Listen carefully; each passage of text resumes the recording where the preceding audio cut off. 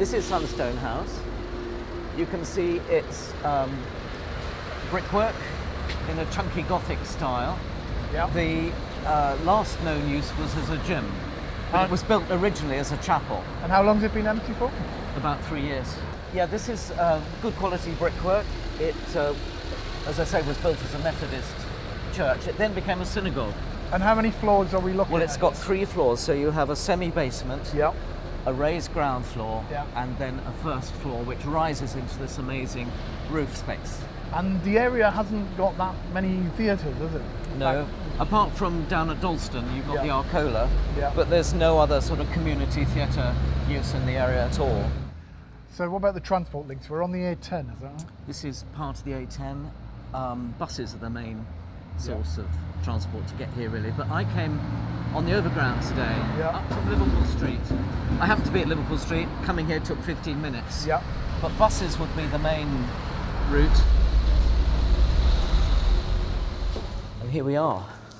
The ground floor, the main space.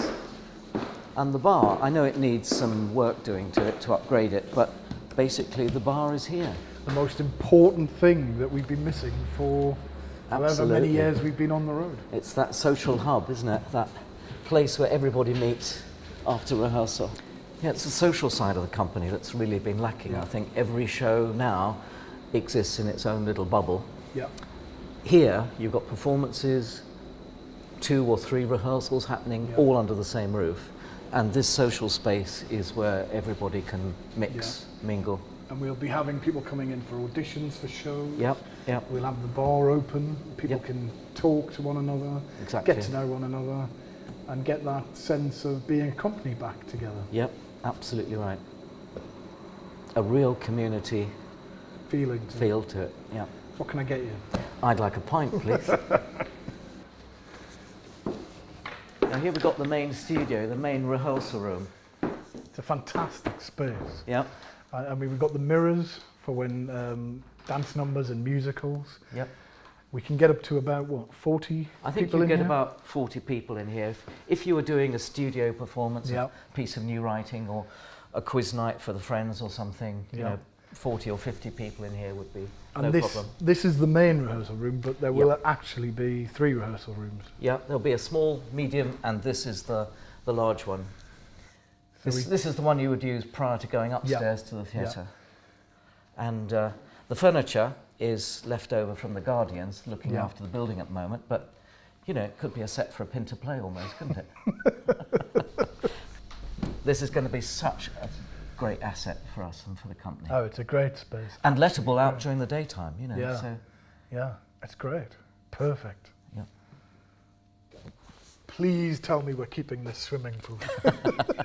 Well, it's not the first time we've used a theatre which has got a swimming pool underneath it, is it? It's huge. I know, it's a great space, isn't it? It's incredible. I mean, what storage? Yeah. Well, storage mostly, but a rehearsal room as well. Yeah.